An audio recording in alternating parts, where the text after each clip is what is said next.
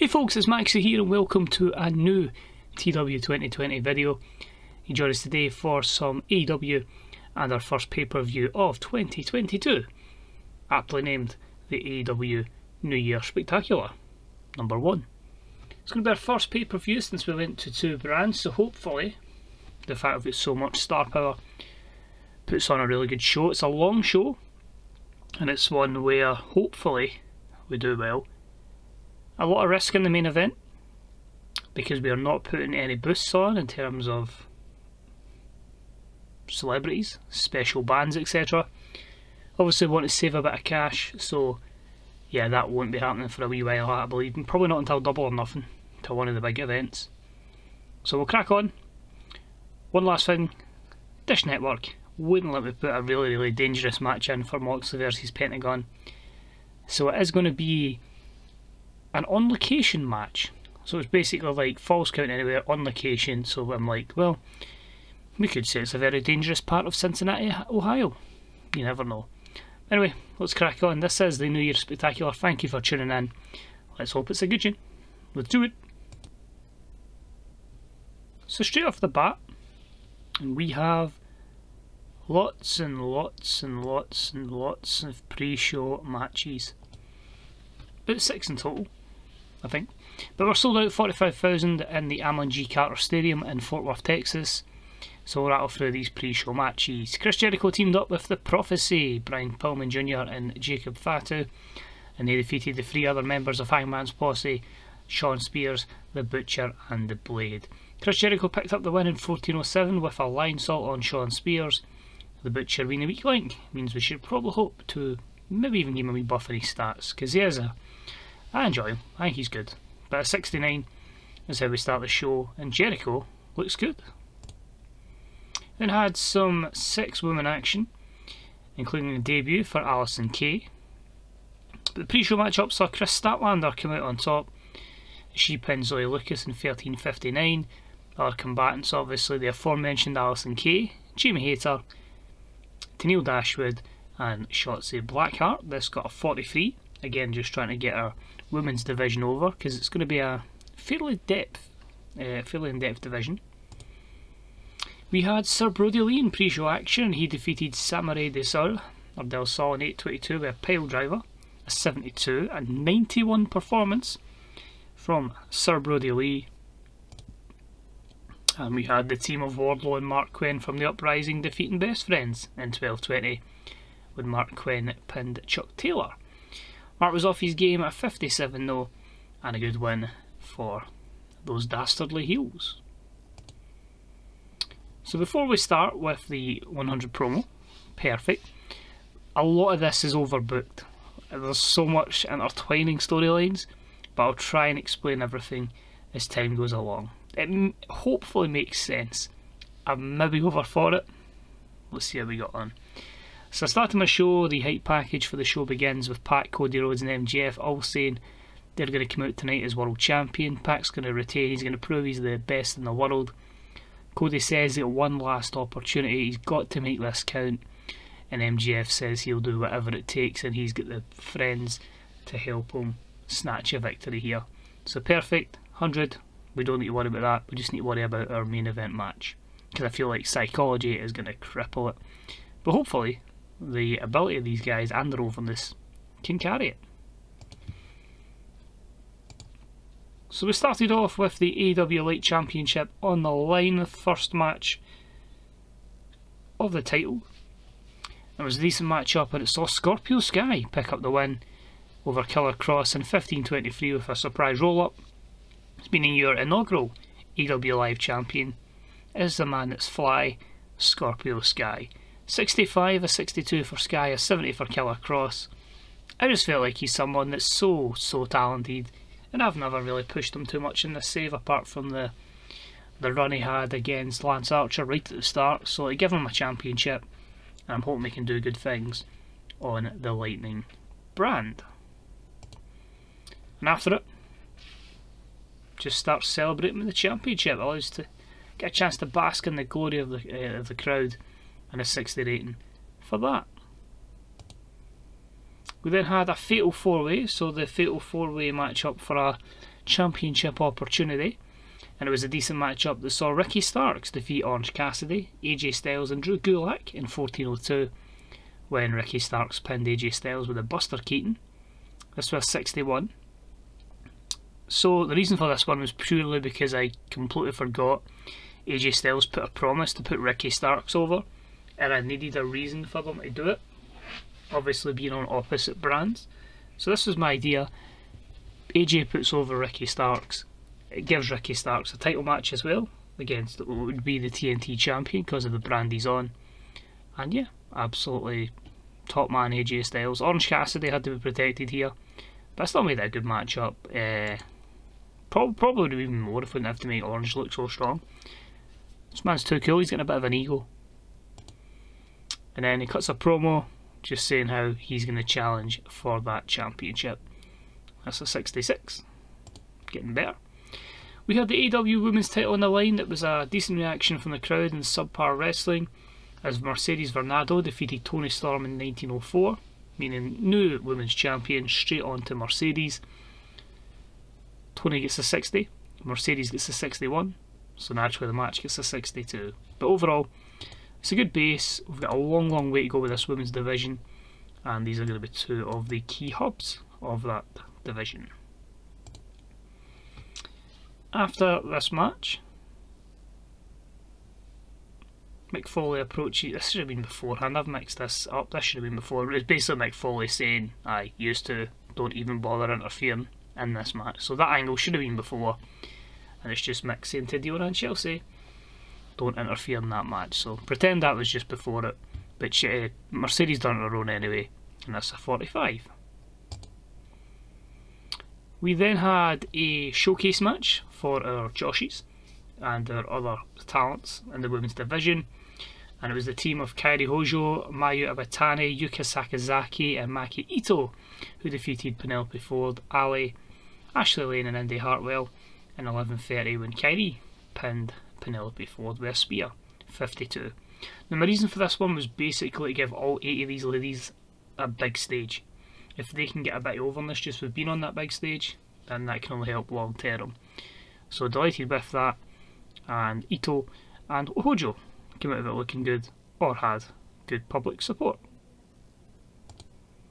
Next up we get Samoa Joe cut a promo on Hangman, and he says basically he's going to choke him out. He doesn't care that he's a former world champion. He's beaten the likes of Kurt Angle and other legends before, and Hangman is just going to be another person on his way to becoming AEW World Champion. The matchup itself was superb. Samoa Joe did pick up the win in 17:40 by submission with a Coquina clutch. 78, Joe with a 72, Hangman with a 97. So we obviously keep Hangman strong here due to the overness difference, but I'm trying to get more people up to that level, and Samoa Joe's someone I feel like can get into that 80 kind of overness bracket. Don't think Joe's got decline yet.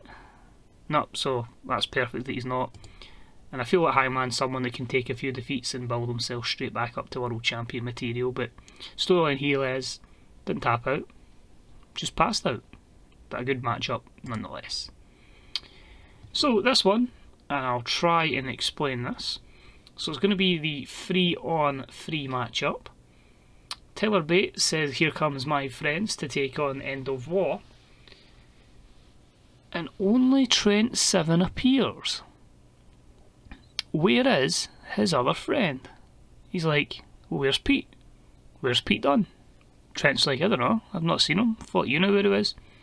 So a no-show from Pete Dunne, and that segment only gets a 40 rating, which means our matchup can't be for the title now because it won't let me do it in game. But we have British Strong Style in a 2-on-3 handicap match against the End of War, and it was a decent matchup. They saw End of War pick up the win over British Strong Style in a handicap match when Tommy End pinned Tyler Bate with the O'Leary Death Foot Stomp. A 71, Tommy End carried the match up with a fantastic 79 performance. But yeah, what does this mean with no Pete Dunne in attendance? Baffling. Then Eddie Kingston cut a promo, and he basically says tonight he's going to show the Young Bucks are nothing but thugs. They should be caring about bigger things than this loser Brandon Cutler.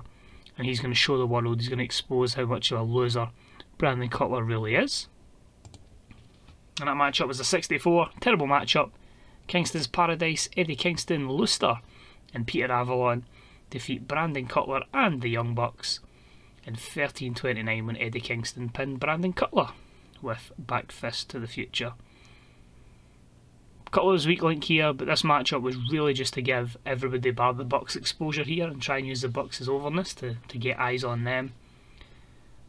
Only an 83 and a 79 for the Bucks. I suppose they're kind of limited with their opponents. But Luster with 52, I think that's his best performance by a while. And yeah, just a shock victory for the heels here in the 64 rated matchup.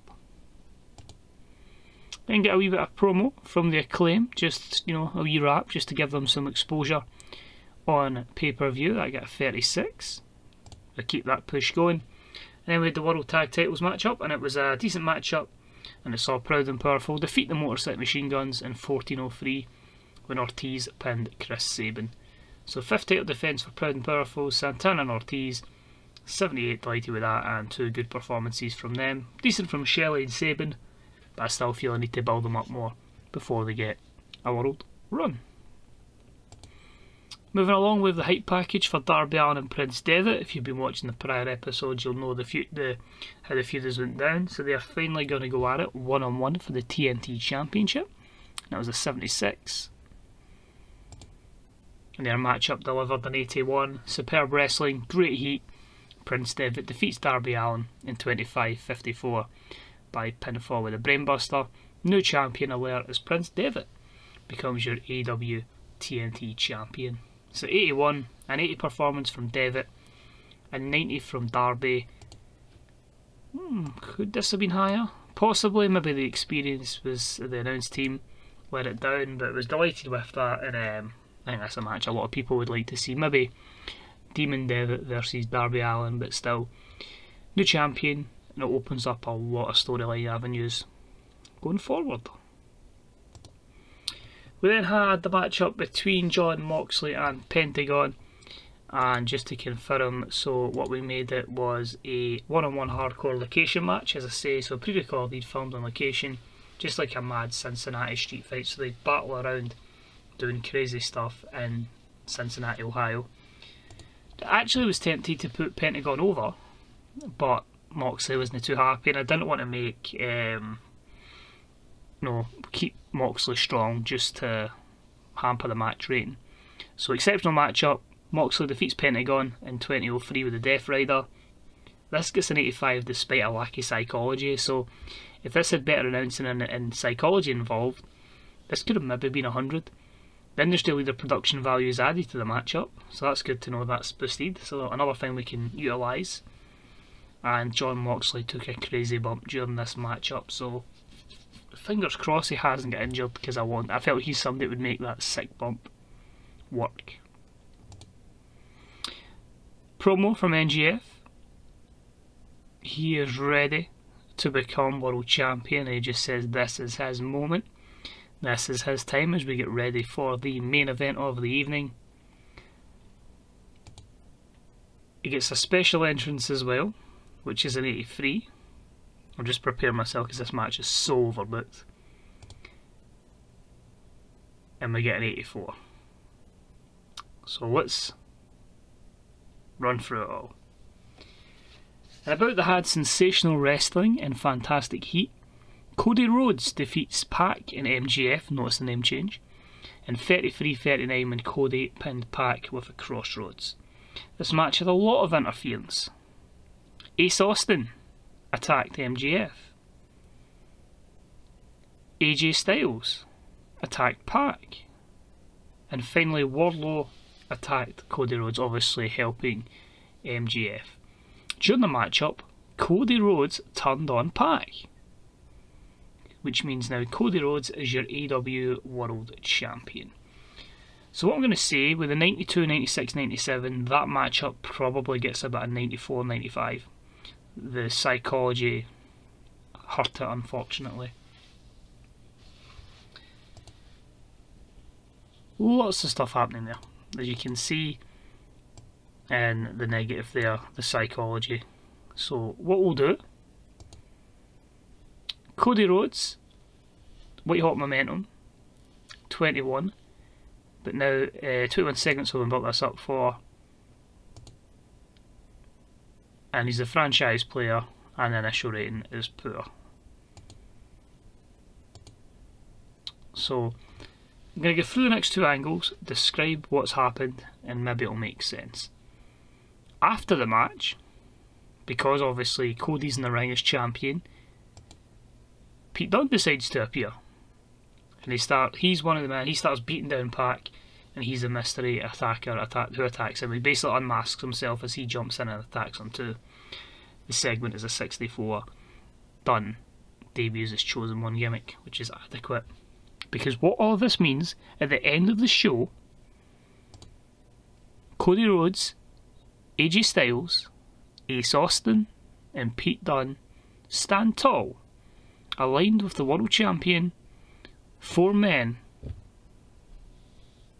form an alliance. So AJ, to give you an idea, AJ had those matches against Cody. They obviously done well. Maybe spoke about it after the match and just a wee bit of mutual respect. Cody kept bumping into Ace Austin backstage at shows, so they maybe formed a bit of a bond. And remember in that last show, Tyler Bate promised friends. Cody made a phone call, so I hear you're going about the show. Was speaking of Pete Dunne. All makes sense. Just hard to do it in a text-based game, but yeah, these 4 are going to be a faction, and I cannot wait for it. Cody Rhodes, AJ Styles, Ace Austin, Pete Dunne. If we had a lot of heel stables before, we've got even more now. So I think we'll maybe get about an 86 here, 87. 86. So we just increase our popularity in 11 regions. We really need to get like an 88 to even improve in US and Canada. But the main thing is, that's an 86 rated show, and that's without any boosts. So you get the boosts in here about 90 odd. But we don't really worry about getting bigger in the US and Canada. The industry's on a decline, so it's just about, I think at the moment, making money. So when it's back on the ascendancy again, we can seek to utilise our cash flow better. Also confirm we've made some more partnerships in this, and the Forbidden Door is open way later than it is in real life, but we have a deal with New Japan to loan people in, so expect pretty much everybody to appear at points apart from Okada. We just can't seem to get Okada. But I think I'll probably do it like maybe when there's a space in the New Japan calendar, we'll just bring them all in and we'll have like a super show. So there's that to look forward to as well. So I'll try to sign Becky Lynch, so that's fine. Jey Uso left WWE, but there's no point in one Uso and not the other, and I've got enough. So yeah, he's a free agent. So I thought I'd shortlist him just to see how that goes down. Cody says Raymond Rowe has poor psychology. Drug test him at 6,000. 2.6 million viewers. And that's a 5.21 buy rate. That might be our biggest one yet.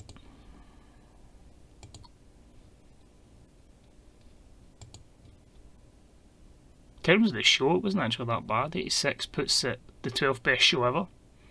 So again, if we'd have put that stuff on, I think we'd have easily been top 4. And that Moxley Penta match would have been 95 on it? 10th. Attendance was always going to go down because of the situation. It's just the way it is. Still a 6th highest ever rated attended show, but we're in a decline so at the moment. So there you go, 5.21. It's absolutely smashed it. First one over 5, so that's good that the new pay-per-view deals are working in our favour. So the last thing I'll check out, finance at the moment, you can see there 6 million revenue, ticket sales are up 700,000, broadcast revenue's up a good bit, merch is up a bit, worker costs is obviously there, show costs is down, so there you go. But I do think we'll lose a good bit in tax, but it's still going to be good profits. If we keep going at that rate, we can start taking the company further. Investing in places we need to invest, such as developmental and an actual network, so we can have shows like you would get on WWE Network or Impact Plus. But we'll call it there. Normally I do a roundup, but yeah, I need to go for my dinner.